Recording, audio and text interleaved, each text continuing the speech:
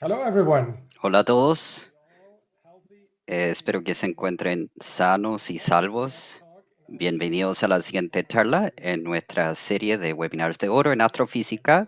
Nuestro conferencista de hoy es Marcelo Gleiser, quien es el profesor Appleton de Filosofía Natural y profesor de Física y Astronomía en Dartmouth College, Hanover, New Hampshire. Mi nombre es Tomás Pucia y en conjunto con Paula Ronco hemos organizado el webinar de hoy. Tal como lo webinar anteriores, la interpretación simultánea es dada por el señor Patricio González, quien está interpretando simultáneamente al español. En sus dispositivos pueden escuchar la interpretación al español de la conferencia al pinchar el botón de interpretación que se encuentra en la parte inferior derecha de la ventana de la aplicación Zoom y seleccionar español. We would like to acknowledge the También generous... queremos reconocer el generoso apoyo del Centro de Astrofísica y Tecnologías Afines, conocido por su acrónimo en español como CATA. Antes de comenzar, queremos dar un par de palabras dadas los últimos sucesos en la serie de los webinars de oro. Cuando creamos la serie de webinars de oro en astrofísica, nuestro objetivo era crear una plataforma para proporcionar acceso libre y sin filtrar a temas y debates científicos en astronomía, astrofísica y otros campos relacionados a una audiencia internacional. El objetivo era contrarrestar la situación de pandemia de una manera productiva y positiva y reunir a las mentes y permitir el flujo de conocimiento a pesar de las restricciones. Creemos que la ciencia es una tarea humana y que el progreso científico se basa intrínsecamente en el debate de los argumentos. Los argumentos científicos se basan en los razonamientos teóricos y observaciones, y la validez de la hipótesis se evalúa y examina con datos empíricos. Un sano debate e intercambio de ideas es fundamental para el progreso de la ciencia, incluso si esto conduce a la controversia. Todas las hipótesis, por insólitas o improbables que parezcan, deben ser debatidas y su validez evaluada con rigor científico basándose en métricas cuantificables y las evaluaciones de su probabilidad. Nuestra filosofía durante estos debates es que los participantes deben tratarse entre sí con respeto, dignidad y amabilidad, independientemente de que si están de acuerdo entre sí o no. No vamos a tolerar ningún otro comportamiento. Creemos que lo que nos reúne a todos es nuestro aprecio común por la ciencia y el conocimiento, y nos gustaría aprovechar esta oportunidad para agradecerles a todos por su apoyo: el público, los miembros del panel, los ponentes y los espectadores en redes sociales. Esto no sería posible sin su continuo apoyo. Para nosotros, la serie de los webinars de oro ha sido una labor basada en nuestro profundo aprecio por la ciencia y conocimiento. Todo el equipo ha dedicado cientos de horas de trabajo voluntario en muchos sentidos, asumiendo múltiples funciones y roles, saliendo de nuestra zona de confort. Este ha sido un proyecto maravilloso y una experiencia de aprendizaje para todos nosotros. Nuestro compromiso es seguir ofreciendo esta plataforma para compartir, apreciar y crear conocimiento de una forma respetuosa y productiva para todos, en forma gratuita durante todo el tiempo que podamos, con la esperanza de hacer de esto una serie autosostenible en el próximo futuro. Muchas gracias. Y si están viendo esta charla en YouTube, por favor, dejen sus comentarios abajo. Y si quieren apoyar los webinars de oro, por favor, mándenos un correo electrónico. Si tienen preguntas durante la charla, escríbanlas en la ventana de preguntas y respuestas. También pueden votar las preguntas y comentarlas. Seleccionaremos las mejores preguntas para el debate posterior a la charla. El enlace a la versión en directo de este video será reiterado automáticamente en YouTube poco después de que finalice la transmisión. Sin embargo, la versión final de alta resolución, tanto en inglés como español, se subirá a nuestro canal en las próximas semanas. Antes de comenzar, quiero presentar el panel de hoy. Por supuesto, tenemos el orador, Marcelo Gleiser, Patricio González, quien es el intérprete, como siempre, Tomás y mi persona como coanfitriones. Del Instituto de Astrofísica de PUC tenemos los postdoctorados Elizabeth Artur de Villarnois y Demetra de Chico. También tenemos el gran placer de darle la bienvenida a nuestros panelistas invitados: Margot Bauer, becaria postdoctoral en el Instituto Astronómico Capitán del Instituto de Física Teórica en Ámsterdam; Mariana Trevisan, profesora de astronomía en el Departamento de Astronomía de la Universidad Federal de Río Grande, en Brasil; Luz Ángela García, profesora de astrofísica en la Universidad ESCI de Bogotá, Colombia. Noson Janowski, profesor del Departamento de Informática y Ciencias de Información del Brooklyn College y de la ciudad de Nueva York. Paul Heineken-Hune, profesor de filosofía en el Instituto de Filosofía en la Universidad Leipzig de Hannover, Alemania, y profesor del Departamento de Economía de la Universidad de Zúrich. Y Julio Navarro, profesor Lansdowne de Ciencias de la Universidad de Victoria, Canadá. Y por último, pero no menos importante, tenemos el gerente de preguntas y respuestas fantástico, Ricardo Acevedo, que va a gestionar las preguntas y respuestas. Ahora es nuestro gran placer presentar a Marcelo Gleiser como nuestro ponente principal de los webinars de oro de hoy. Marcelo obtuvo su doctorado en física teórica en la Universidad de Londres, King's College, en julio de 1986. Después obtuvo la beca postdoctoral en el grupo de astrofísica teórica del Laboratorio Fermi y el Instituto de Física Teórica de la Universidad de California. En 1991 se convirtió en el profesor asistente de física y astronomía de Dartmouth College y luego profesor asociado y finalmente profesor titular en el año 1998. También es director del Instituto para el Compromiso Transdisciplinario Dartmouth desde el 2016. A lo largo de su carrera, Marcelo obtuvo numerosos premios como el Presidential Faculty Fellows Award de la Casa Blanca, el Premio Jabuti, que es uno de los máximos galardones literarios otorgado en Brasil para los libros de no ficción, y el Doctor Honoris Causa. El año 2019 fue galardonado con el premio Templeton, recibido por primera vez por un latinoamericano, honor que comparte con los científicos Freeman Dyson y Martin Rees. Sus temas de investigación incluyen la interfaz de física de partículas y cosmología, en particular la dinámica de transiciones de fase primordiales y la teoría estadística de campos aplicables al universo primitivo, también los aspectos entre teorías de campos, aparición de comportamientos colectivos complejos y teorías de campo estocásticos. En 1994 codescubrió los oscilones y los pequeños áreas de energía de larga duración formado por muchas partículas. Marcelo ha redactado varios libros que han sido publicados en 15 idiomas, entre ellos La isla del conocimiento, Los límites de la ciencia y búsqueda del sentido, Una lágrima al borde de la creación y La simple belleza de lo inesperado. También ha publicado cientos de artículos revisados por expertos peer review y más de 1000 ensayos y artículos de opinión, y participa en frecuencia con documentales de televisión, programas de radio, y también es miembro americano de Physical Society, profesor extraordinario de la Universidad de Sudáfrica. Y ahora le vamos a dar la palabra a Marcelo, que va a hablar de la isla del conocimiento, los límites de la ciencia y la búsqueda del sentido. Marcelo, adelante. Ok, genial. Muchas gracias. Saludos a todos donde estén. Estoy honrado de estar invitado a esto. Thomas, Paula, muchas gracias por ser anfitriones y presentarme, por ser tan claros en sus instrucciones, y si hay alguna confusión son toda mi culpa, no la de ellos. Comencemos de esa base.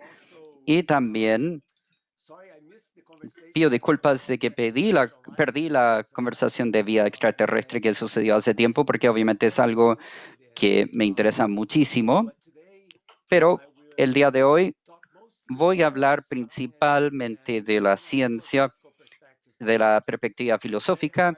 Quizás fue muy difícil porque entre Thomas y yo compartimos muchos emails diciendo de qué iba a hablar, porque hay distintas opciones, y da la naturaleza de este seminario y el hecho de que es abierto al público general, decidimos avanzar con algo que es un poco menos técnico que una charla técnica, pero no menos provocativa, y espero que sea inspiradora también para la mayoría de ustedes.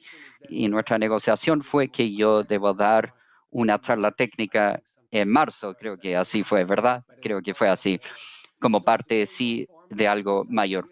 Ahora sí, vamos a hablar de ideas y una meditación sobre cómo la ciencia funciona y qué podemos decir del mundo y cuáles son los límites del conocimiento. Ya dicho eso, quiero compartir mi pantalla. Tengo una presentación de PowerPoint. Bien, como pueden ver, el título de la charla es La isla del conocimiento, y también tiene un subtítulo que no se habla mucho. En la ciencia, no hablamos mucho de lo que es el significado y menos de nuestra búsqueda del significado o el sentido. Aquí no se trata tanto de nuestros científicos, sino de nuestros seres humanos. Uno de los puntos que quiero destacar y clarificar en esta presentación es que la ciencia es muy parte de la cultura general y que contribuye de una forma muy fundamental a nuestra forma de visualizar el mundo, como pensamos la realidad, como pensamos el mundo, en que existimos y la forma en que existimos y cómo nos consideramos a nosotros mismos y cómo nos relacionamos a la vida y también otras partes de la realidad material e inmaterial. Hay un gran componente entonces de lo que vamos a decir que está relacionado a contextualizar la ciencia como parte de algo más antiguo, una búsqueda antigua de comprender nuestra naturaleza, de nosotros, los seres humanos, en un área muy compleja y universo complejo y ahora un poco más conocido. Por eso tenemos una diapositiva tan diversa con imágenes tan icónicas y diversas como de símbolos religiosos. Por ejemplo, Stonehenge, que es un monumento neolítico de el sur de Inglaterra, que ahora entendemos ser muy relacionado como un observatorio astronómico para observar los solsticios de verano, y están los Maori de Nueva Zelanda, y también están algunas menciones egipcias y también la Capilla Sixtina, la idea de Dios dando la vida a Adán, como lo mostró Miguel Ángel, que es una forma muy cristiana de pensar en la creación de la vida desde la perspectiva de la religión. Y aquí, por supuesto, tenemos los restos de una supernova en base a una estrella gigante, y al centro quedan las remanentes de un enano blanco, una estrella enana blanca, que en cierto sentido es lo que le va a pasar a nuestro Sol a 5.000 millones de años de tiempo. Y también tenemos el telescopio Hubble abajo a la derecha para recordarnos que nuestra expansión de nuestro conocimiento de la realidad depende mucho de cómo y qué vemos de nuestra realidad. Así que me gustaría comenzar al enmarcar la conversación dando algunas citas de personas que nos inspiran siempre, no solamente como científicos, sino como seres humanos. Aquí vamos. Esta es una cita de Einstein, Albert Einstein, que dice: lo que yo veo en la naturaleza es una estructura magnífica que podemos comprender muy imperfectamente. Y eso debe llenar a una persona pensante con un sentido de humildad. Ahora, esta cita es una cita muy importante, no es una cita de Einstein que uno escucha muchas veces. Las citas que se escuchan siempre de Einstein es: Dios no juega al azar, cuando habla de esto en relación a la física cuántica, que él no puede creer o no creyó que la realidad fundamental es probabilística y no determinística. Einstein tenía una visión de mundo donde él creía en la regresionalidad del universo, que era finalmente racional, entendible, y a él le asombraba el hecho de que nosotros, los seres humanos, podemos entender la realidad, que es una de las cosas más increíbles del universo, que podemos tomar sentido de tanto de eso, pero también fue lo suficientemente humilde para reconocer que tenemos que hablar de la narrativa científica es necesariamente incompleta o imperfecta también. Este es un punto muy importante porque esencialmente es el cruce de caminos, el meollo de que quiero hablar hoy, de que es incompleta la ciencia, imperfecta, y qué significa para nosotros los científicos y para el público en general que quiere entender cómo funciona la ciencia y qué puede hacer y decirnos y no decirnos de la realidad.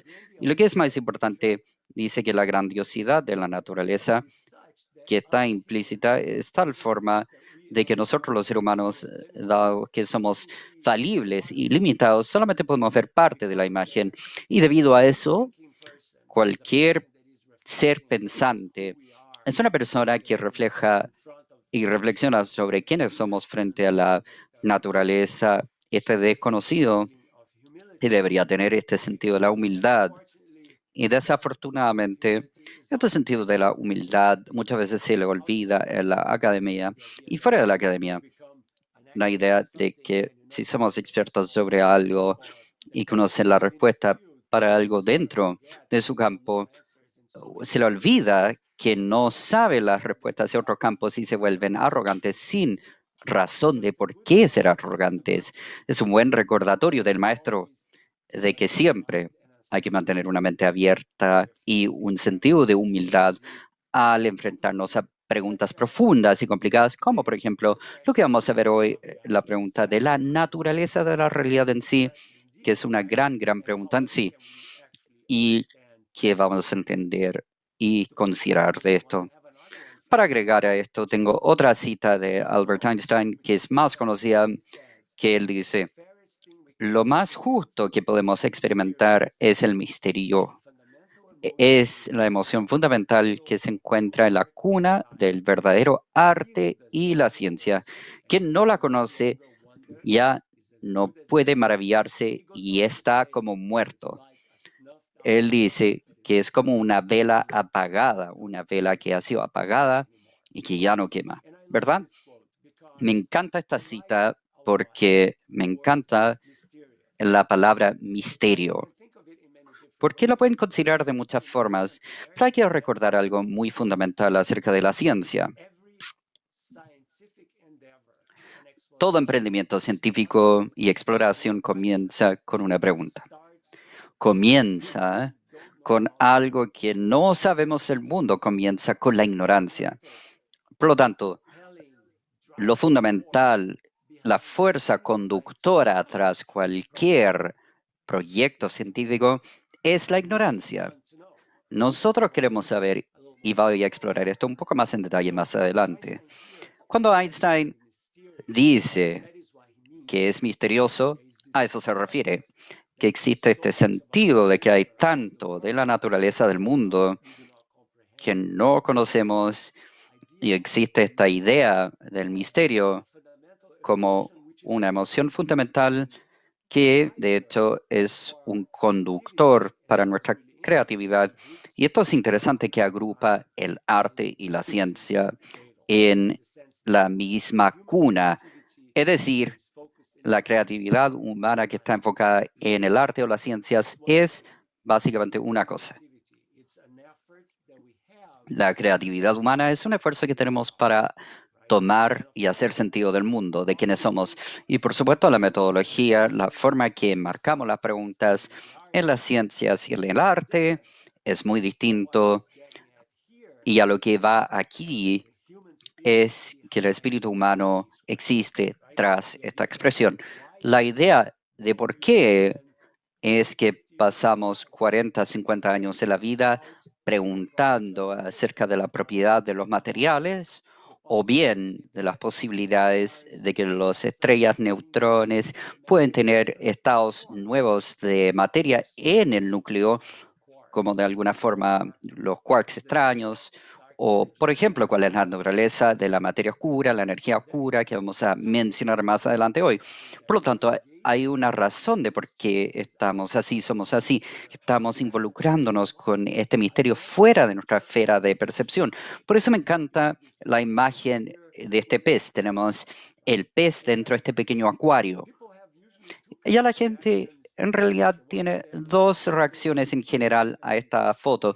Pobre pez, por ejemplo, una reacción de pobre pez está al lado del océano. Imagínense de que es un pez que puede sobrevivir en el agua salada, el agua de mar. Está al lado del mar y sabe a través del vidrio de su pecera que existe toda esta expansión de agua que puede explorar, pero está confinado dentro de esta pecera de vidrio. Así que al menos que suba la marea y pueda saltar, está atrapado en esta prisión sabiendo de que existe esta realidad afuera que es tan cerca, pero a la vez inalcanzable. Solamente lo puede alcanzar bajo cierto nivel. Esta es una reacción, el sentirnos mal por el pez, y la razón de esto es que yo soy el fotógrafo, yo soy la persona que tiene la libertad de estar afuera en el mundo tomando fotos, y puedo tomar una pecera y tomar estas fotos y soy libre, percibo la realidad de una forma mucho más completa que puede el pez, y debido a esto soy una criatura superior que tiene esta percepción del mundo que es increíble. El punto es que de hecho, si empiezan a considerar esta imagen, también somos el pez. Somos un pez distinto en su tipo. Quizá podemos percibir un poco más de la realidad, podemos crear conjeturas en la realidad que el pez no conoce y no tiene idea de, pero aún así somos el pez. Porque, como vamos a argumentar en algunos detalles más adelante, lo que vemos del mundo es necesariamente limitado por dos razones fundamentales. La primera es que una de las premisas fundamentales de la ciencia, tal como la entendemos ahora, es la separación entre lo que se observa y el observador, ¿verdad? Cuando ustedes salen fuera de su hogar, ¿verdad? Y ven los autos y ven los árboles, ven las personas, no están aquí, están afuera, basándose en algún tipo de objetividad que tú puedes traer a tu visión de la realidad, donde puedes decir, este es el mundo, porque yo puedo ver las cosas, puedo escuchar las cosas, puedo tocar las cosas, puedo sentir cosas, tienen sus cinco sentidos, ¿verdad? Y debido a eso, lo que pasa es que su cerebro captura toda esta información de estos cinco sentidos, integrando esta información y creando lo que uno llamaría un sentido de realidad. Yo conozco el mundo porque puedo ver cosas, sentir cosas, pero resulta que una de las cosas que dice la ciencia, por lo menos en los últimos 400 años, es que a pesar de que vemos el mundo, lo que vemos sí es una pequeña fracción de lo que existe. Una de las cosas que hace la ciencia es proveer unas ventanas para ver aspectos de la realidad que no perciben, simplemente porque sus sentidos no evolucionaron en este planeta para ver cosas, por ejemplo, la frecuencia ultravioleta, infrarroja, o los neutrinos que vienen del Sol, o los rayos cósmicos, entre otros. Así que una de las cosas que hace la ciencia es que amplifica nuestra visión de la realidad. Y los instrumentos que hacemos para hacer eso es lo que yo llamo amplificadores de realidad. Y estos nos dan una historia, pues uno puede contar la historia de la ciencia antes de Galileo, incluso puede comenzar desde Babilonia con los griegos antiguos, de seguro que sí, que lo que vemos y lo que cuantificamos como realidad es fundamentalmente dependiente de la forma que vemos el mundo, y la forma que vemos el mundo es fundamentalmente dependiente de las tecnologías que tenemos para explorar el mundo. Cuando hablamos de visiones de mundo, hablamos de visiones de mundos que están cambiando a través del tiempo. Y la forma que cambian las visiones de mundo a través del tiempo son apalancados, conducidos por dos cosas que mencionó Tomás al inicio, es que creamos hipótesis, ¿verdad? Tenemos un cerebro atrevido que quiere tener tipos de conjeturas educadas en base a retroalimentación, información que recabamos del mundo, la idea de validación empírica, el hecho que observamos cosas, que medimos cosas, pero este proceso de exploración, de observar todo, de medir, es contingente sobre cómo operamos fisiológicamente los seres humanos, y como nuestros instrumentos expande nuestra visión, pero siempre dentro de estas limitaciones que tenemos. Debido a eso, yo quiero darle un sentido de lo que nosotros llamamos la realidad, al menos en un sentido inocente, no es la realidad en sí. La realidad es un concepto mucho más amplio, una entidad, si quieren llamarla así, más amplia de lo que nosotros podríamos soñar en capturar, a pesar de que estamos capturando mucho más de ella a través de los años. Así que lo que el pez cree que es la realidad es completamente distinto a lo que nosotros creemos que es la realidad, es completamente distinto a lo que un ser humano o un ancestro nuestro que vivió en el siglo XVIII pensó lo que era la realidad. Por ejemplo, Galileo o u otros, por ejemplo, los egipcios pensaron lo que era la realidad. Así que el mundo no ha cambiado, el universo no ha cambiado. Por supuesto, todo está en cambio, en mutación, pero la forma que nosotros vemos las cosas, como nosotros vemos las cosas, siempre está cambiando.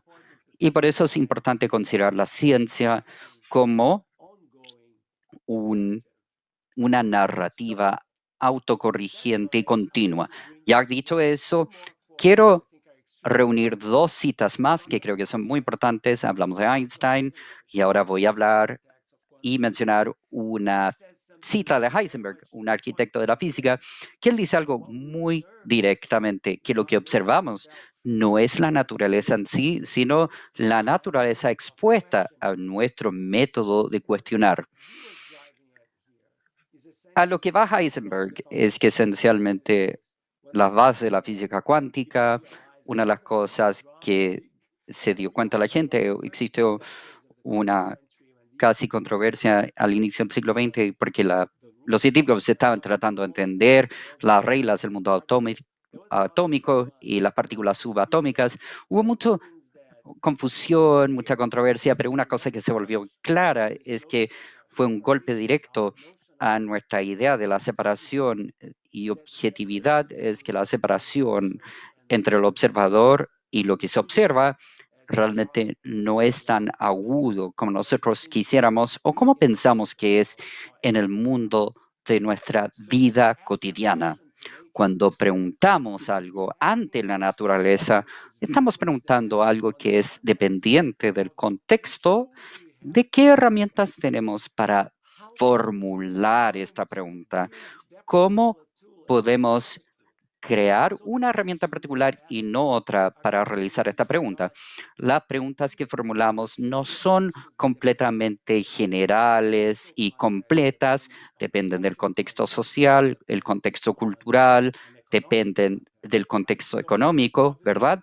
Obviamente, los científicos siempre quieren más y más fondos para construir mayores máquinas y tecnologías. Si van al desierto de Atacama, van a ver los geniales telescopios que existen porque queremos extender nuestro alcance al universo para poder visualizar y ver más y más de las cosas que existen afuera, para poder ver más y entender más de nosotros, porque hay un sentido en que cada pregunta que formulamos es relacionada a algo más y es en realidad una pregunta acerca de nosotros mismos, pero la forma en que formulamos las preguntas no son absolutas, no son a nivel Dios. En la filosofía existe algo que un filósofo del NYU, Thomas Nagel, dijo: los dioses tienen una visión de los dioses. Es una metáfora de la visión perfecta, la visión que engloba todo, que es perfectamente objetiva. El punto es que mientras más entendemos el universo, mientras más entendemos la ciencia, mientras más entendemos nuestro comportamiento cognitivo, mientras más entendemos que nuestras vistas no son endiosadas para nada, son de seres humanos. Nuestra ciencia es ciencia humana. Y, por supuesto, hay algunas cosas que podemos decir del mundo y posiblemente, y es un tema muy interesante, quizás para las preguntas y respuestas más adelante, me encantaría saber qué piensan los panelistas y el público de que si es que existen otras inteligencias, yo soy escéptico, ¿verdad? Tengo duda de una pluralidad de inteligencia en el universo. De hecho, creo que vivimos en un planeta muy, muy infrecuente, muy particular, pero a lo que voy es que ¿qué tipo de ciencia desarrollarían? ¿Sería el mismo tipo de ciencia que nosotros? estarían preguntándose las mismas preguntas que nosotros.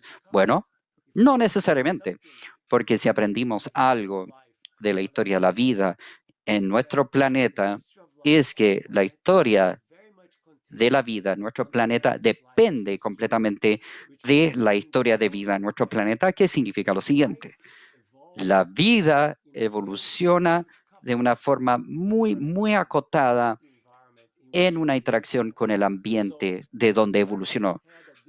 Si la Tierra tuviera otro tipo de historia, para dar un ejemplo que es muy popular, si el asteroide hubiera golpeado la península de Yucatán, si no hubiese golpeado la Tierra, los dinosaurios no habrían pasado por su extinción, la historia de vida del planeta habría sido completamente distinto y no estaríamos aquí, por ejemplo. Esta idea de contingencias en la historia de un planeta y de la forma que la evolución y que la selección natural forma fundamental las vidas que existen, nos habla de que distintos lugares tendrían distintas formas de vida y habrían inteligencias que no tendríamos idea de ellas, y serían muy distintas sus preguntas que las nuestras, al menos de que hay preguntas universales que se pueden repetir. Y esta es una pregunta, una idea fascinante. La matemática, por ejemplo, ¿sería igual en todos lugares? Si el número pi es algo que desarrolla en todas las matemáticas. Y el punto que quiero destacar aquí y que va apuntando a esta tangente es que tenemos que enfocar cómo entendemos el mundo de la forma en que lo entendemos, que cómo somos desarrollados como seres humanos. Hay un filósofo francés del siglo XVII que me encanta, Bernard Fontenelle, quien dice, primero, escribió un libro en 1686 relacionado a la referencia newtoniana que habla del mundo. Deberían verlo, es muy genial. En este libro hay una conversación entre el filósofo naturalista Enara Kiss, una mujer. No habían mujeres protagonistas redactando libros en el siglo XVII, así que Fontenelle la coloca ahí. Y ella le preguntó, ¿qué es la filosofía? Y él respondió de la siguiente forma: toda filosofía se basa en dos cosas solamente: curiosidad y miopía. Y me encanta esta cita porque es exactamente lo que es. De Fontenelle habla de esto: queremos saber más, pero somos míopes. No podemos ver todo lo que quisiéramos ver y existe esta búsqueda de conocer, pero hay un límite, y esta tensión es lo que conduce a nuestra creatividad, pero también es la tensión que nos recuerda que somos los que formulamos las preguntas acerca de la naturaleza, y también que estas preguntas son necesariamente algo que no es conclusivo y final, porque nuestra historia está cambiando cómo vemos el mundo. Y estos tipos de preguntas existen con nosotros por mucho tiempo. En el volumen 7 de la República, la obra de Platón, él creó la alegoría de la caverna, y la alegoría de la caverna, aquí Platón trata de mostrar que la gente no debe confiar en sus sentidos porque los pueden engañar. Lo que él tiene, por ejemplo, en este ejemplo, es muchos esclavos. Esta es la alegoría, encadenados de tal forma que solamente pueden ver hacia adelante en el muro que está por delante, que es el muro de la caverna, del fondo de la caverna, y lo que ven proyectado en la caverna son imágenes, sombras para ellos, y ellos solamente se pueden mover de lado a lado, no pueden cambiar su vista. Ellos están encadenados y este es como un experimento mental de pensamiento, y ellos no saben que detrás de ellos hay personas con un fuego, con estatuas, proyectando estas sombras sobre el muro de la caverna. Lo que ellos ven como realidad son las sombras sobre el muro, y es lo que ven de la realidad y lo que creen que es la realidad, porque ellos ven una realidad limitada. Si es que tuvieran una visión más ampliada del mundo, conocerían que hay personas tras de ellos, y es exactamente nuestro predicamento como seres humanos. hay un mundo mayor afuera, una visión mayor, pero lo que vemos son las sombras sobre el muro. Y esto es muy divertido porque si se acuerdan de la película Matrix, The Matrix, está Keanu Reeves como Neo y está visitando la caverna de Platón y aquí están los esclavos y aquí está Neo y él está mostrando algo que es como un unicornio haciendo lo que hacen los seres humanos y detrás de él hay aquí personas que se ven como maléficas o traviesas, porque nadie sabe quiénes están las sombras trabajando las sombras. Quizás, algunos dicen que quizás eran poetas, porque a Platón no le gustaban los poetas, porque para él eran creadores de mentiras y él está enfocado en la creación de verdad. Él dice, no crean en las sombras, todo conocimiento tiene que ver de acuerdo a la naturaleza de la realidad. Y lo que él dice aquí, unos dice, está profetizado de que una vez un elegido va a venir que nos va a liberar de este mundo y nos va a revelar la verdadera naturaleza de la realidad, que es como el sueño de los físicos, que es como una estructura deontológica de la realidad, que es la realidad, que es lo que existe. Y Neo dice, no creo, no creo, no lo creo. Y esa es la idea. Así que, por supuesto que esto era la introducción a mi charla que duró ya como media hora. Así que, dado el hecho de que es realmente supuestamente de astrofísica como seminario, voy a enfocarme principalmente en las primeras dos partes aquí, lo cósmico y lo material. Lo verdadero aquí es no decir que son las únicas realidades, son simplemente formas de ilustrar los límites del conocimiento y cómo entra en juego en distintas áreas de conocimiento. Lo cósmico es cosmológico, material, y está lo conectivo, que es autoexplicativo. Lo primero, por supuesto, es la forma en que vemos el mundo cambia. La forma en que vemos el mundo cambia y nuestra narrativa del mundo también cambia. Si es que le preguntan a alguien en el año 1500, Pedro Vélez Cabral, el explorador portugués que llegó a Brasil, 1500, año 1500, cuando le preguntan a él en qué mundo vive, él dice, yo vivo en un mundo que está centrado en la Tierra, que la Tierra es el centro de todo. Los planetas, la luna, todo gira en torno a la Tierra, ¿verdad? Bajo estas esferas de cristal, y este es el mundo que se reproduce la obra, la Divina Comedia de Dante, que es algo que es conllevado de la filosofía griega hasta el siglo XVII, por ejemplo, hasta Copérnico y Galileo. Este mundo es completamente distinto del mundo de alguien que tiene como concepción alguien del siglo XVIII. ¿Quién describiría que el Sol está al centro del universo? Por ejemplo, los telescopios ya eran suficientemente avanzados para ver esto. Lo que cambió era nuestra capacidad de describir la realidad en distintas formas porque tenemos herramientas que son mejores y mejores. Así que si nos preguntan a nosotros ahora, ¿en qué mundo vivimos nosotros? Decimos, vivimos en un universo en expansión, poblado por al menos 200.000 millones de galaxias, y estas galaxias pueden estar tan lejanas entre sí por millones y millones de años luz, y cada galaxia puede tener cientos de millones a cientos de miles de millones de estrellas, y la mayoría de estas estrellas ahora sabemos que tienen planetas, y muchos de estos planetas tienen lunas, así que si ven nuestra galaxia, la Vía Láctea, que sería una galaxia espiral como esta, yo no tengo que decirles que no se puede tomar una foto de la Vía Láctea, por como se pueden imaginar, o como saben, podemos ir a Marte y tomar foto de Marte, que es hermoso. Creo que Perseverance fue genial, pero no podemos salir fuera de la Vía Láctea y tomar una foto hacia atrás. Esta es una imagen de campo profundo del telescopio Hubble, y la Vía Láctea se vería como algo así, con 200.000 millones de estrellas y un agujero negro gigante al centro. Hemos aprendido cosas tremendas del universo porque nuestras herramientas de exploración han evolucionado.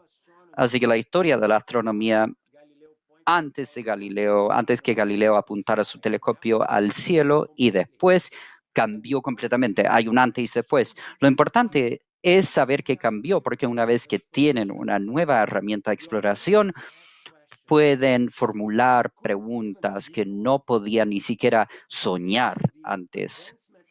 Es decir, el avance del conocimiento proviene por el apalancamiento de esta idea de que una vez que tenemos la herramienta correcta, son herramientas fundamentales, revolucionarias de observación, como por ejemplo en el invento del microscopio y el telescopio en Holanda, porque son grandes fabricantes de lentes en esos tiempos, y eso cambió la forma en que concepcionábamos la vida.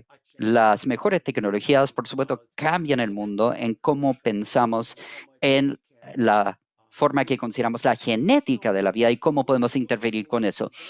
La forma en que vemos las cosas depende plenamente de qué podemos ver de las cosas y, por supuesto, la hipótesis que podemos formular de las cosas que no podemos ver para poder probarlas con nuevas herramientas.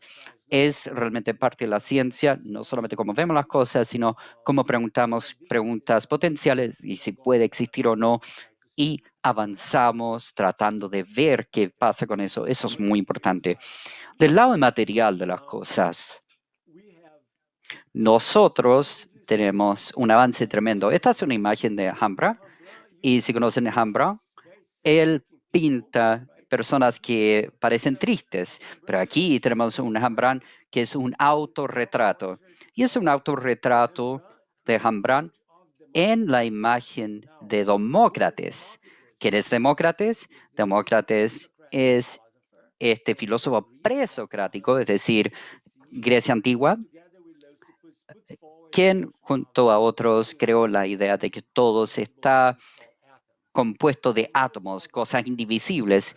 Y él se conocía como el filósofo riente, porque él pensó de que la capacidad de pensar críticamente acerca de la naturaleza de las cosas era algo liberador, era el camino a la liberación, lo libraba de la superstición y del miedo de las supersticiones. Por lo tanto, propagó la idea de que mientras más conocimiento hay del mundo, más libres son como individuos y debido a eso se vuelve más sonriente y no alguien con miedo.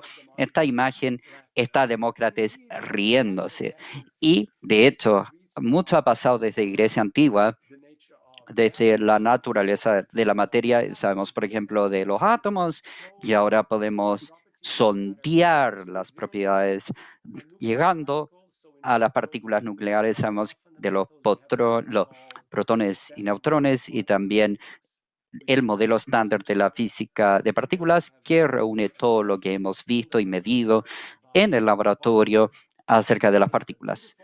Y es un logro hermoso, sin lugar a duda.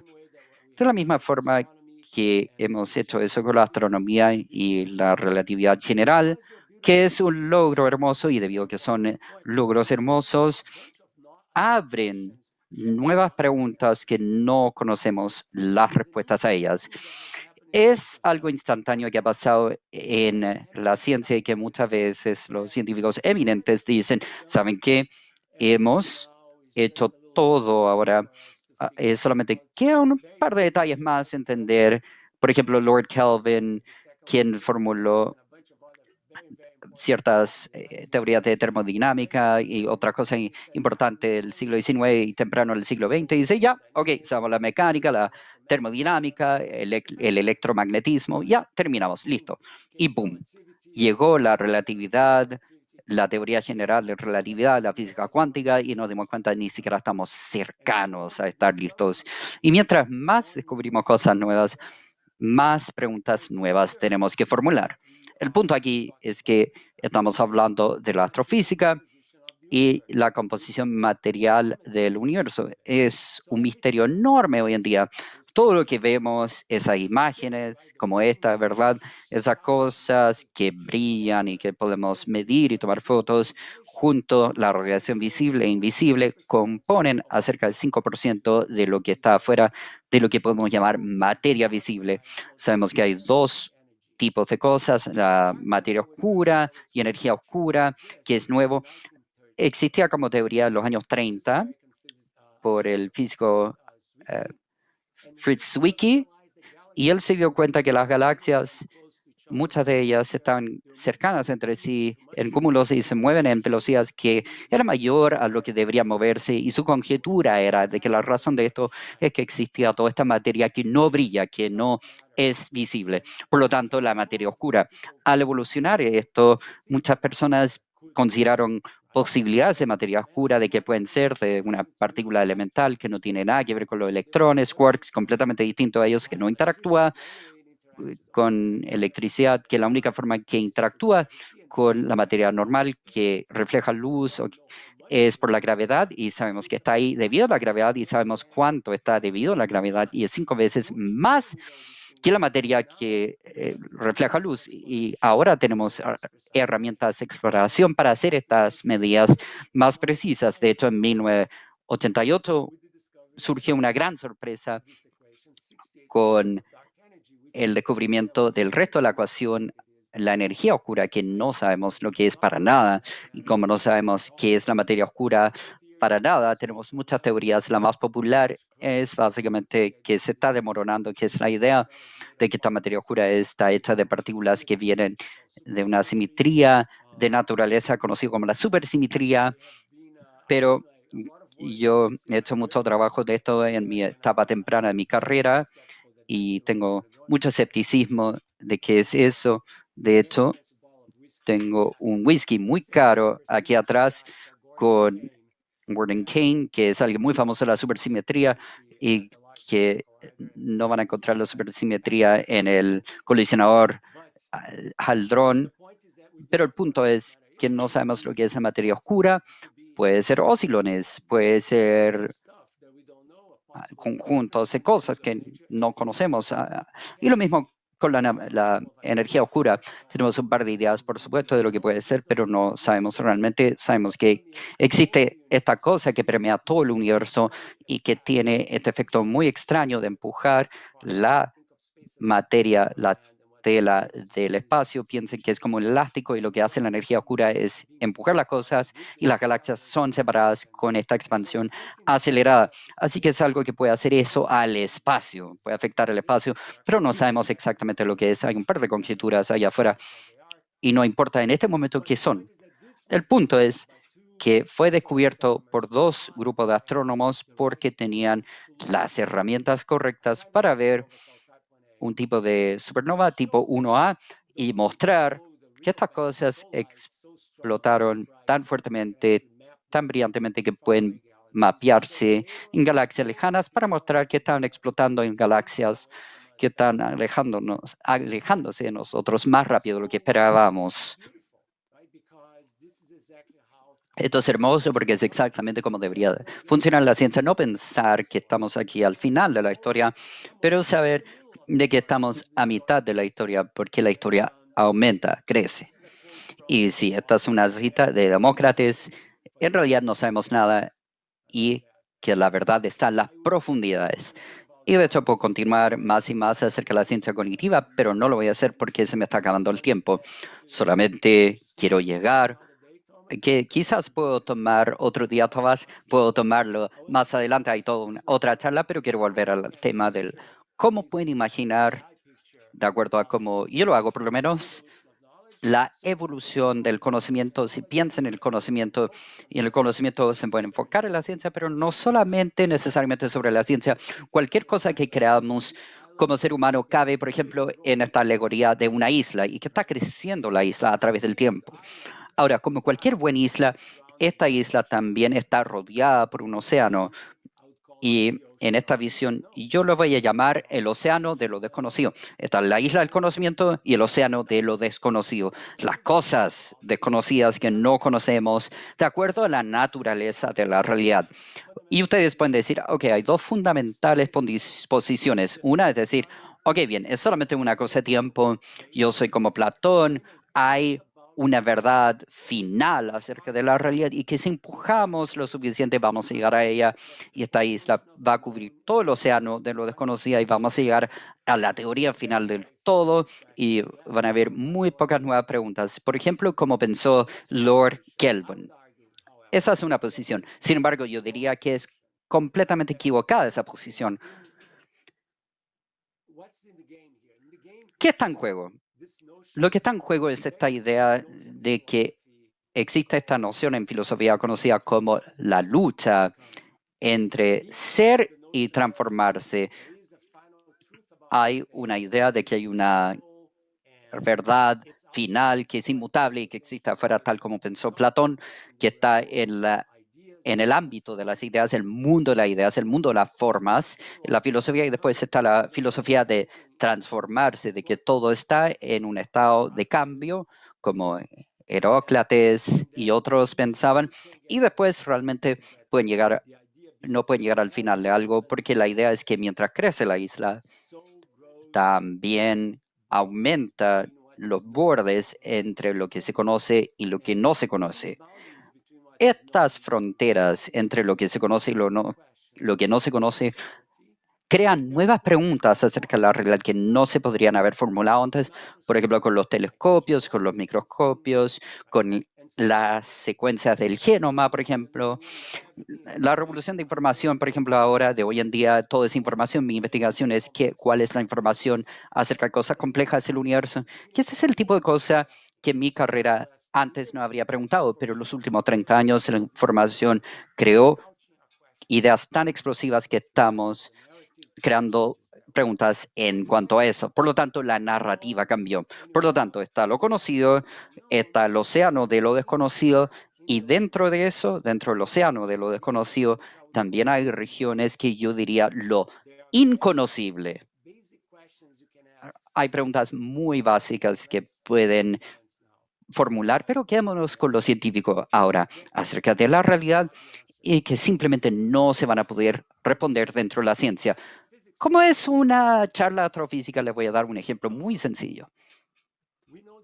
Sabemos que el universo tiene 14 mil millones de años de edad. Significa desde el Big Bang la luz solamente pudo viajar cierta distancia que no es 14 mil millones de años luz, porque la luz, de hecho, ah, tiene una alza con el espacio en expansión y puede cubrir más distancia que 14 mil millones de años luz. Puede cubrir 46 mil millones de años luz en 14 mil millones de años. A esto lo llamamos el horizonte cósmico. Es una burbuja de conocimiento. ¿Se acuerdan del pez y la pecera? Es una burbuja de conocimiento dentro donde vivimos en el universo. Ahora, si se preguntan qué está fuera de esta burbuja de conocimiento, yo diría más universo, porque todo lo que conocemos ahora está apuntando a un universo plano, que es otra cosa que no podemos conocer con 100% certeza. Podemos decir que todo indica que es así, pero no podemos saber con plena certeza que está fuera de esa burbuja de información.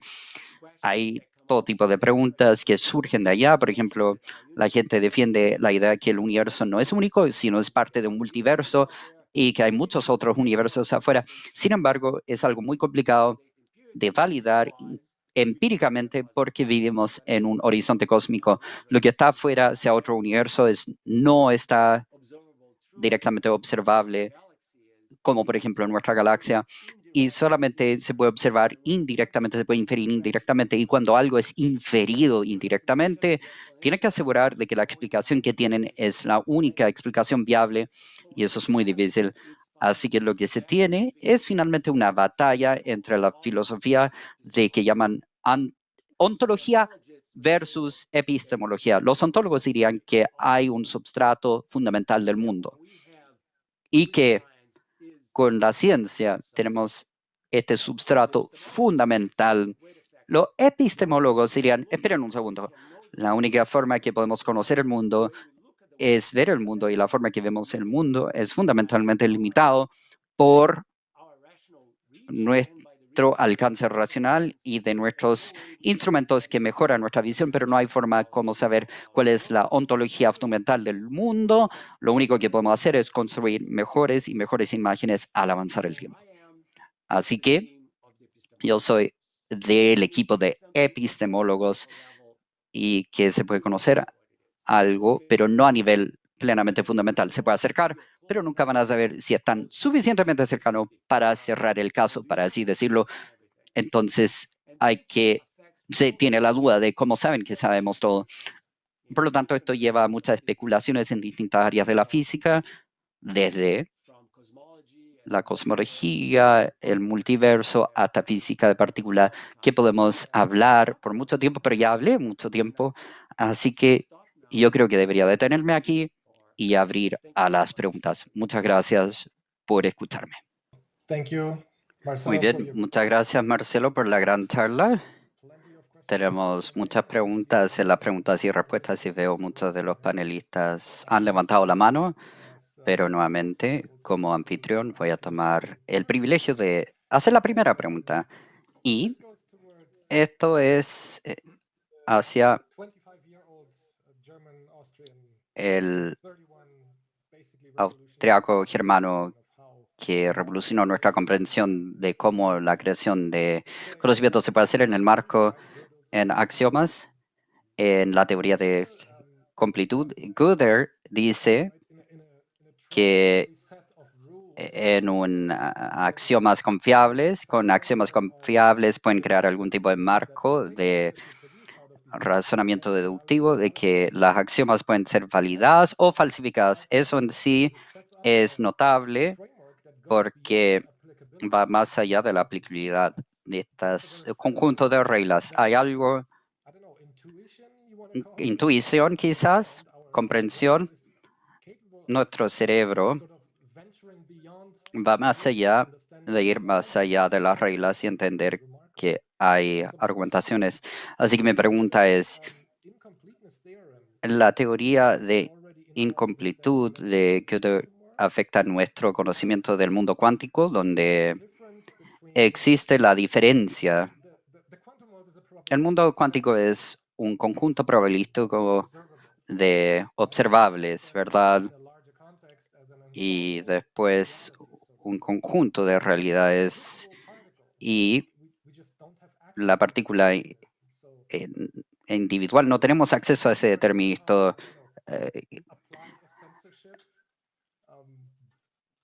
¿Tiene algún tipo de censura?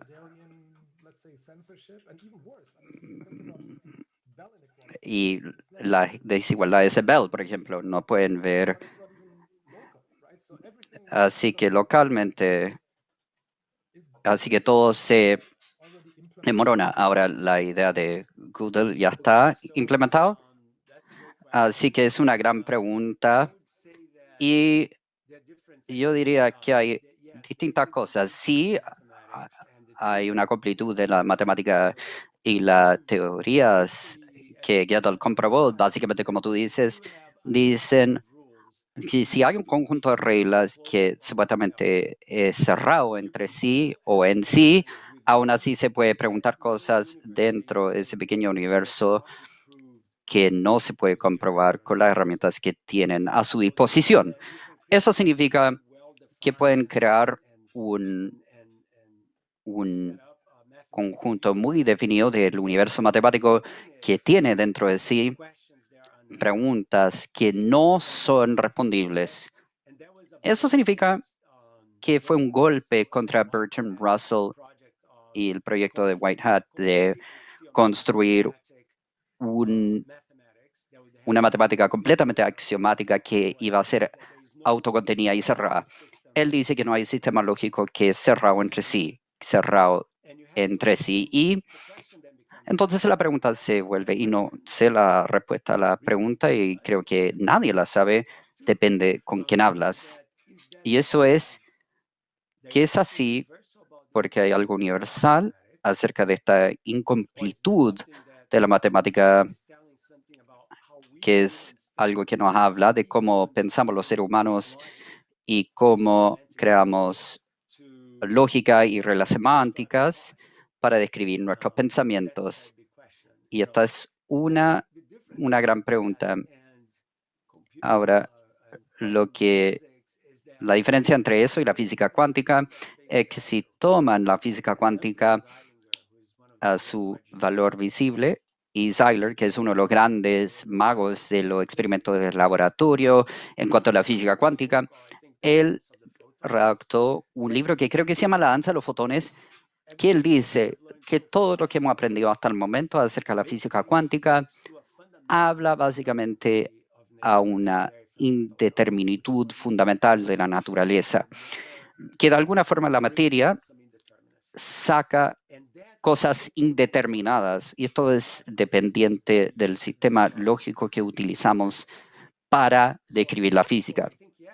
Así que sí, yo creo que hay algún tipo de indeterminitud o algo indeterminado en la naturaleza, pero no creo que es la misma incompletud que tenemos en la matemática. En mi libro hablo de ambos como ejemplos del límite del conocimiento y límites del pensamiento.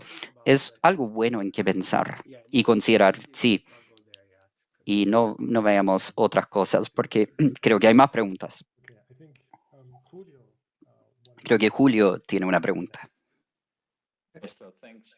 Sí, muchas gracias, Marcelo. Espero que me escuchen. Y mi pregunta coincide con su vista epistemológica de lo que se llama la ciencia, o reconoce los fondos culturales que conocemos como una guía del conocimiento científico. En particular, hicimos la historia y nos damos cuenta de lo que consideramos ser cierto o demostrado. Es un cruce de ambos. Y los griegos, por ejemplo, desconfiaron de la matemática y creyeron que todo tenía que ser geométrico, por ejemplo, y puro en su comprensión. Y era una forma menor de pensar acerca de la naturaleza. Y por supuesto nos da no solamente un constructo de qué creemos ser cierto o demostrado o entendido, pero también un conjunto de premisas obvias y suposiciones ocultas que han cambiado a través de los siglos. La idea en ese tiempo era que era inmutable, de que algo transaccional tenía que entenderse completamente y tenía que ser cierta para la relatividad y el mundo cuántico, que no se puede trazar la trayectoria de, por ejemplo, un electrón, pero como una bola de béisbol. Ya con ese fondo, ¿qué crees de las suposiciones ocultas o premisas obvias que ahora subyacen nuestro emprendimiento del conocimiento físico, diría, que puede obstruirnos de ver mejor o de ir más allá? Le voy a dar algunas cosas que yo pensé en particular, quizás como ejemplo para clarificar mi pregunta. La idea, por ejemplo, de que las leyes físicas deben ser redactadas y que son matemáticas en naturaleza y que tiene un valor intrínseco a ello. La idea de causalidad, de que las cosas tienen una causa y efecto y que siempre existen un orden en particular y que no se puede reversar. La idea fundamental de los principios, por ejemplo, de conservación, tiempo, paridad cargada, simetrías que no se pueden cambiar. ¿Cuáles son los axiomas? O, por ejemplo, otros que puedes pensar, por supuesto. ¿Cuáles de esos axiomas son las más restrictivas en el sentido de cómo entendemos la realidad hoy en día? Sí, claro, vaya, es una gran pregunta y de hecho estoy redactando un libro con un filósofo y otro astrofísico, Adam Frank, que llamamos el punto ciego, the blind spot. La razón de que se conoce como the blind spot, el punto ciego, es exactamente por lo que tú dices, la idea, la noción de que la forma que realizamos la ciencia, que es genial, magnífico, nadie está, digamos, golpeando la ciencia. Yo soy un gran científico que muestra su tarjeta científica, pero tenemos que ser honestos de cómo se realiza la ciencia. Y una de las cosas fundamentales que ha hecho la ciencia, y creo que habla a tus ejemplos, es esta idea de desvinculación, que hay como una desvinculación entre nosotros y la naturaleza, que la experiencia no es importante, ¿verdad? todo lo que hemos hecho, nosotros le contamos esto a nuestros alumnos. No presten atención a la experiencia, ¿verdad? La forma que nosotros sentimos la realidad, cómo consideramos las cosas, no es como un científico la piensa. Y hay una conversación muy famosa entre Einstein y Henri Becquerel, el filósofo, acerca de la naturaleza del tiempo, donde en 1922, y esto es debido a ese tiempo, Bergström era un superhéroe mucho más famoso que Einstein en ese tiempo. Y Bergström decía, ¿sabe qué? Ustedes pueden cuantificar el tiempo en estos pequeños intervalos, pero no es como yo experimento tiempo como una persona. El tiempo para nosotros puede ser más rápido o lento de acuerdo a cómo me siento. Así que cómo la ciencia puede decir que da una descripción completa de la realidad si es que nuestra experiencia muy humana no está incluida. Y la respuesta que damos es que es cierto, la ciencia está tratando de llegar a algún tipo de narrativa universal que depende de una forma subjetiva de considerar las cosas. Todo el punto es que no importa dónde estés o quién eres, si aplicas la regla de Newton, pueden calcular cuánto cae una pelotita que está en caída libre. Lo único que hay que conocer es el campo gravitacional, por ejemplo. Está eso. Pero yo creo que muchas de las preguntas que estamos formulando ahora acerca de la ciencia, que son realmente acercándose a la filosofía, mencionaste muchos de ellos como causalidad. La causalidad es el fundamento de la física, es esencial. Pero después está la mecánica cuántica que ustedes conocen y que Thomas mencionó, donde, ¿qué está pasando ahí? ¿Hay algún tipo de entidad que es este par de partículas o más de un par de partículas que pareciera comportarse como sin importarle el tiempo y el espacio, no importa qué tan lejos, ¿verdad? ¿Y qué está pasando? Es causal, no es para, digamos, es casi algo que podría asombrar a Einstein y otros.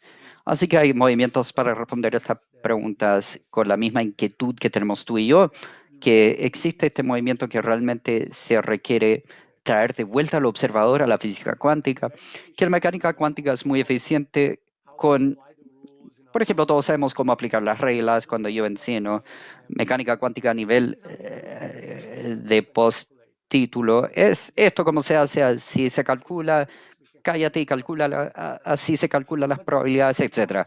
Pero hay mucho más que eso. Y lo mismo con la energía oscura. Puede apuntar a nuevas formas de considerar la naturaleza y puede ser un principio revolucionario. Así que sí, yo creo que tenemos que mantener una mente abierta. Tú mencionaste la materia y la antimateria y la asimetría. Y yo pasé casi 10 años en los años 90 trabajando sobre esto, tratando de ver si es que esta asimetría proviene de una transición y el rompimiento de ella. Y funciona hermoso si es que tiene 90 GB o 75 GB, no me acuerdo cuánto, pero es 125, así que ninguno de estos modelos funcionan. Así que, ¿qué se hace? ¿Verdad? Una de las cosas que quiero clarificar en caso de que lo van a preguntar es, esta vista del límite de ese conocimiento no es algo derrotista, es decir, ¿por qué hacerlo? No, es todo lo opuesto. Es una forma muy optimista de considerar las cosas porque uno se da cuenta que siempre hay nuevas preguntas porque no hay fin en la ciencia. Honestamente, Julio, yo estoy enseñando física de una forma muy distinta ahora a mis alumnos, aún los alumnos técnicos, que hace 15, 20 años atrás debido a esta forma de pensar. Bien, hablemos con Marina. La pregunta de Marina. Hola, hola a todos. Gracias por la hermosa charla. Tengo una pregunta que es algo que me ha preocupado por tiempo, porque creo que es peor que somos seres humanos que están tratando de tomar sentido lo que vemos, de lo que observamos, tenemos las herramientas, pero es peor que eso, porque queremos para hacer eso tenemos que tener posiciones, fondos, ¿verdad? Recursos. Y tengo el sentido de que si nos desviamos un poco de la ciencia mainstream o lo común, y también está el tema de publicar o morir, y que hace que los jóvenes investigadores tienen problemas en realizar esto. Nosotros tenemos problemas en realizar ciencia así, pero ¿cómo consideras que la forma en que hacemos ciencia, creamos ciencia de esta manera, afecta al descubrimiento de cosas que no conocemos porque nos desviamos? Si nos desviamos un poco de las posiciones, no obtenemos eso. Y hay preguntas que quizás no quieren ser respondidas porque no obtenemos, por ejemplo, eso. Quiero saber qué piensas de eso, qué tienes que decir acerca de eso. Es una muy, muy buena e importante pregunta porque tienes toda la razón. Todo el sistema está diseñado para darle recursos a preguntas de bajo riesgo. Por ejemplo, en Brasil y en Estados Unidos, si van a NASA, si van al Departamento de Energía y la Fundación de Ciencia Nacional, los fondos que se dan expanden el conocimiento, pero de incrementos pequeños. No hay una inversión en preguntas de alto riesgo, lo que está cambiando, y supongo que es igual lo que cambia un poco y lo que me da esperanza un poco, es que por lo menos en Estados Unidos y Julio también, y no son también, lo saben muy bien, es que las fundaciones están ahora volviéndose muy importantes en dar fondos a la ciencia, en particular fondos a proyectos que son de alto riesgo y bajo, digamos, ganancia, pero que pueden tener una pregunta muy atrevida, pero si están acertados es una gran recompensa. Por ejemplo, buscar la inteligencia extraterrestre, la probabilidad baja, pero si lo encuentran, va que es importante. Y los fondos y fundaciones juegan un gran rol en eso. En Brasil ciertamente no está ahí aún, pero en Estados Unidos, en definitiva, entre la Fundación Simons y los institutos Cavill, que son más performativos, aún así dan fondos a personas para que tomen un poco más de riesgo.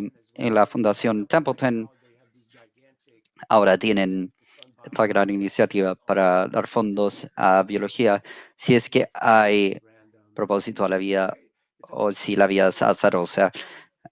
Tenemos siempre esa pregunta a todos, que si hay reacciones químicas que quieren mantenerse viva, ¿de dónde viene? ¿Es todo bioquímica? Y NSF nunca va a dar fondos a eso, pero están dando fondos a eso. Es un poco interesante, así que aquí está mi respuesta. Y tengo una historia divertida, de que Thomas mencionó algo. Cuando yo era estudiante de posgrado en Inglaterra, no estaba contento con mi investigación, así que hablé con John Bell, que es un físico muy famoso, y yo dije, ¿puedo trabajar contigo en la interpretación de la mecánica cuántica? Y él dijo, no, no, absolutamente no. Va a arruinar tu carrera, porque esto no es el tipo de pregunta un joven debería hacer o formular, aún si eres famoso, la mayoría de la gente no va a prestar atención a eso. Y Bell, eso era los 80, y ahora la interpretación del campo de la mecánica cuántica es importante, tiene que ver con el campo de información cuántica, pero sí, el sistema está diseñado para formar técnicos altamente especializados que se vuelven un técnico en un subcampo, en un subcampo, y si siguen haciendo el trabajo, es como el juego entre la cooperación entre el erizo y el zorro, entre distintos tipos de pensadores. El sistema está diseñado para premiar mucho más erizos que los zorros. Mi sugerencia entonces es tratar de asignar un poco más de tu tiempo a las preguntas más atrevidas hasta que obtengas tenure y ahí puedes hacer algo más arriesgado. Exactamente cierto. Muy bien. Luz, siguiente. Hola Marcelo, muchas gracias por la buena charla. Fue muy inspiradora. Me pregunta acerca de buscar la vida extraterrestre. Como dices, estamos como el pez dentro de la pecera. Tenemos otra visión de la realidad que nos permea sobre las nociones que obtenemos dentro de este pecera. ¿Crees que estamos haciendo lo mejor que se puede hacer hoy en día para encontrar nuevas formas de vida dentro de la Tierra? ¿O deberíamos buscar técnicas distintas para entender más formas de vida? Esta es otra charla.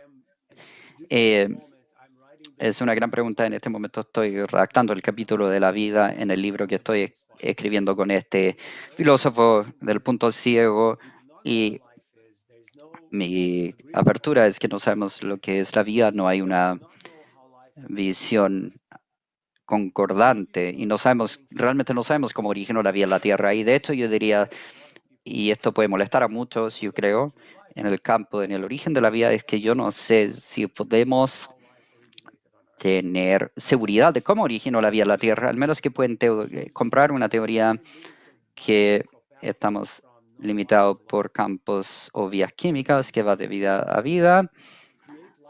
Aún si crean vida en el laboratorio,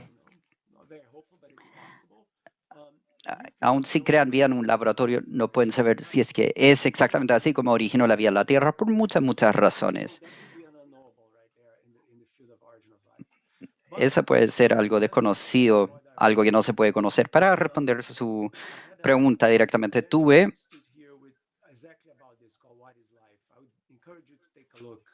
le voy a alentar a ver algo. Bob Hazen, un geofísico muy conocido, y una filósofa, Carol Cleland. Y Carol, ella defiende que ni siquiera hay que definir la vida. No hay que ni siquiera tratar de definir la vida, porque una vez que lo definen se coloca en una caja. Y cuando lo colocan en una caja, en una casilla, se limita la forma en que se trata de encontrar algo. La perseverancia. ¿Por qué Perseverance, aterrizó hace 4.000 millones de años atrás? ¿Qué es lo que ven?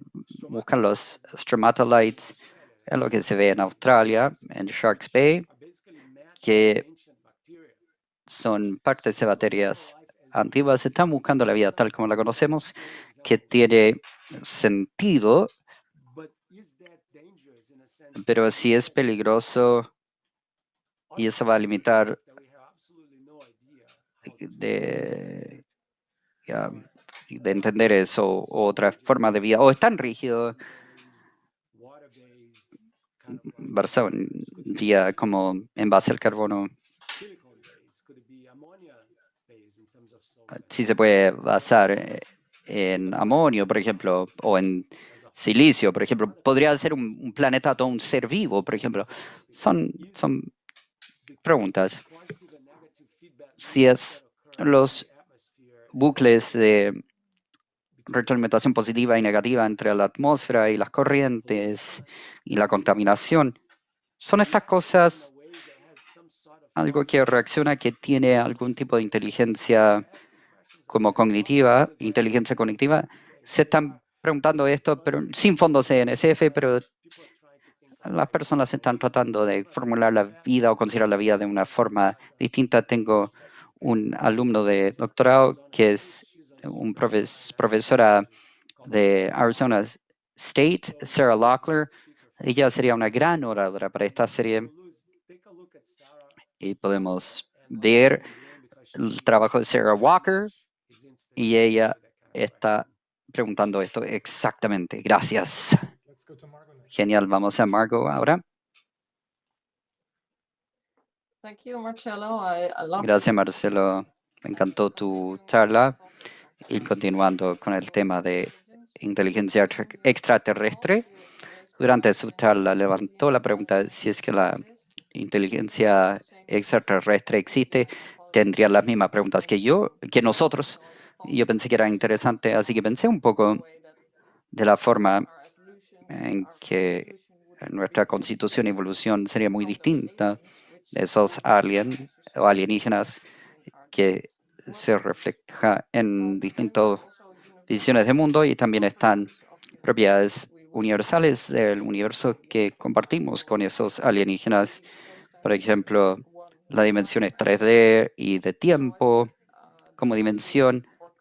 Creo que podría existir fundamentales preguntas que los alienígenas también se preguntarían que puede estar relacionado al espacio, en el universo y el tiempo.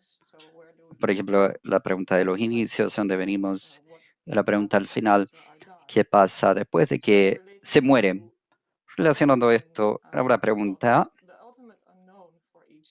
el desconocido para cada individuo es la muerte, que es más allá de la muerte. Mi pregunta es, ¿piensas que se puede saber de lo que se experimenta después de nuestra materia física se ha fusionado con el resto del universo, si podemos experimentar o conocer algo después de la muerte? Como dices tú, en la muerte los conceptos de tiempo se están revelando lentamente como constructos dentro de nuestros cerebros. Muy bien, es una gran pregunta y tengo que confesar que no soy experto en el tema y leí algo sobre eso y cada vez que doy charlas públicas a los brasileños les encanta el espiritualismo, le encanta eso y me preguntan esto siempre y mi pregunta es, no lo sé, no lo sé. Y de hecho, mi hijo de 9 años me preguntó esto en la mañana y literalmente dice, papá, ¿tú piensas que podemos vivir nuevamente después de la muerte? Y él lo preguntó literalmente esta mañana, me preguntó eso. Y yo le dije, le voy a dar dos preguntas. La primera es, quisiera que sí. Sería genial saber que uno puede volver, especialmente si hay una memoria de la vida anterior, porque si no la tiene, no importa, ¿verdad? Si no hay memoria, ¡puf!, desaparece, ¿verdad? ¿Qué importa? Es como empezar de nuevo. Pero si hay una memoria, habría una oportunidad de ser un poco más inteligente la siguiente vez y no repetir estos errores tontos que uno comete en la vida. Eso sería bueno. Y también se podría hablar de una mejora de la humanidad y esto es un punto en contra de la validación empírica. Perdón, no tengo memorias de vidas previas. Quizás lo de memoria no, pero si hablan con los budistas tibetanos, como el Dalai Lama, y muchas otras personas muy inteligentes que siguen el budismo tibetano, no quiero hablar de un alma cristiana, etcétera, ellos tenemos un sentido de creencia con eso.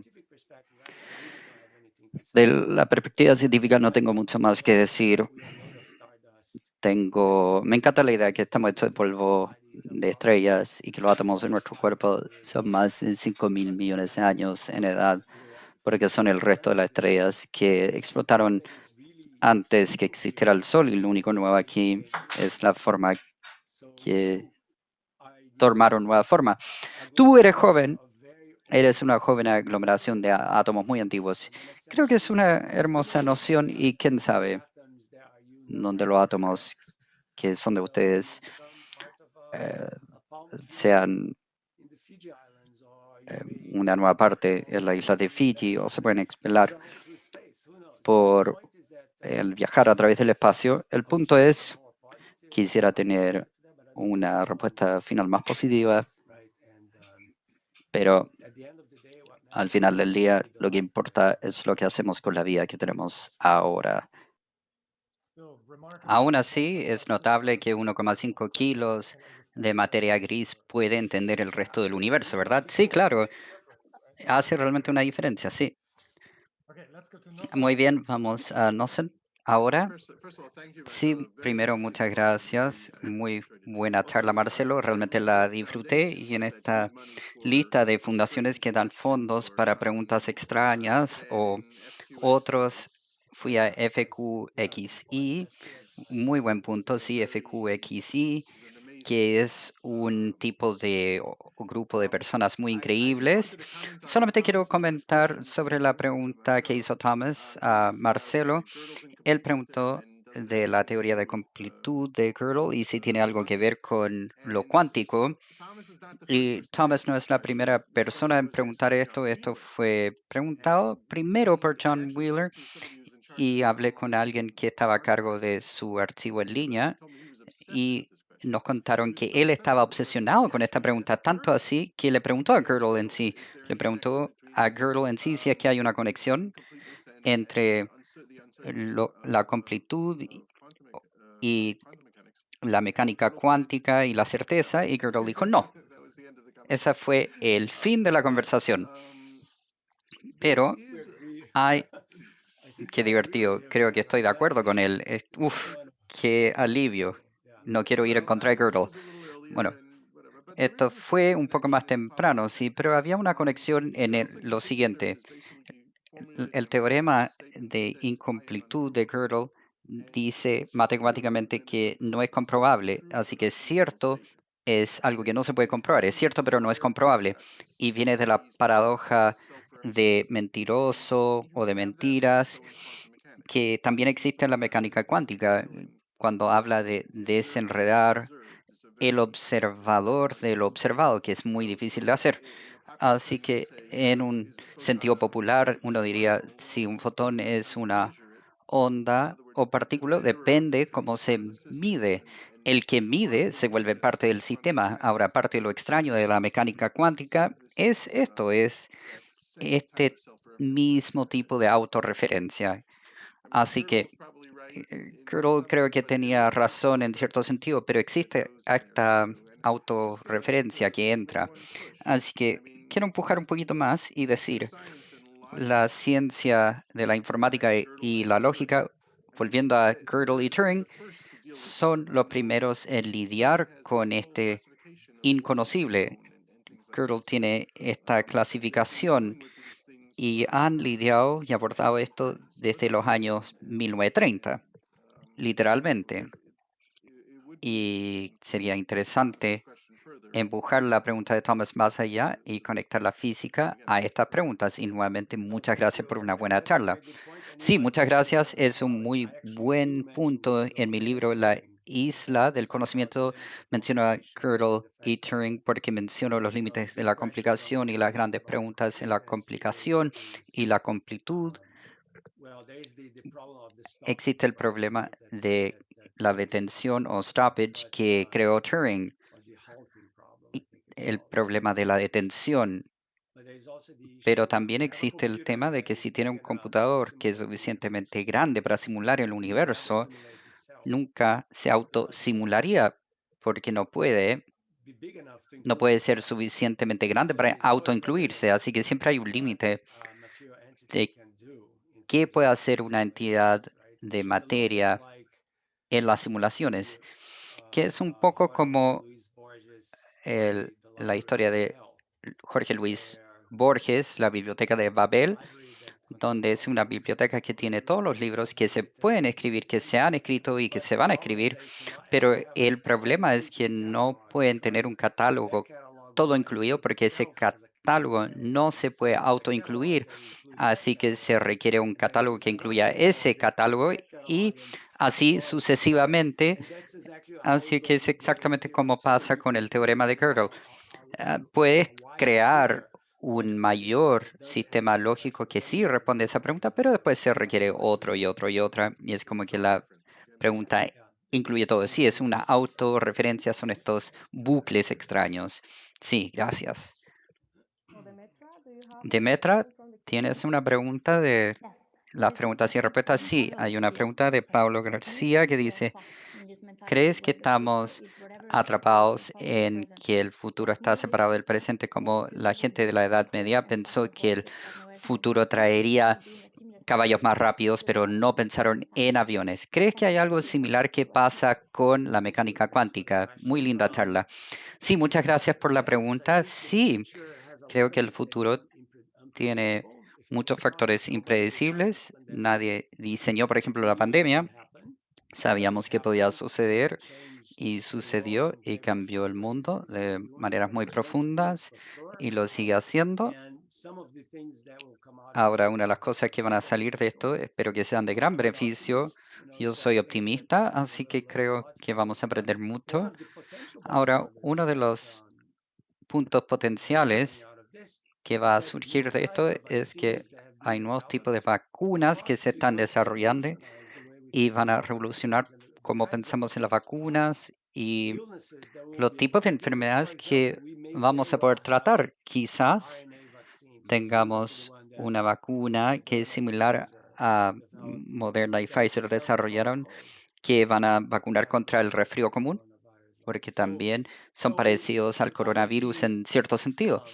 Ahora, debido a, a lo impredecible del mundo, que hay tanto que no conocemos, en el estado actual de la Tierra y la sociedad y el universo, no se tiene suficiente información en la física para llamar este un problema de bordes. No sabemos cuáles son las condiciones de borde para predecir algo con una tremenda certidumbre.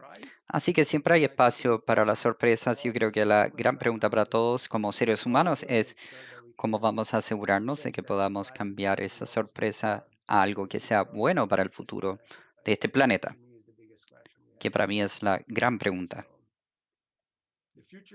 El futuro no está escrito en piedra, es algo que es como un cliché, pero sí.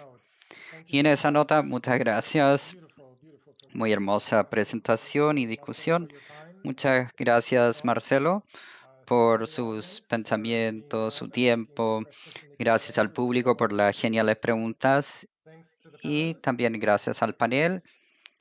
Excelentes contribuciones y comentarios. Fue muy entretenido.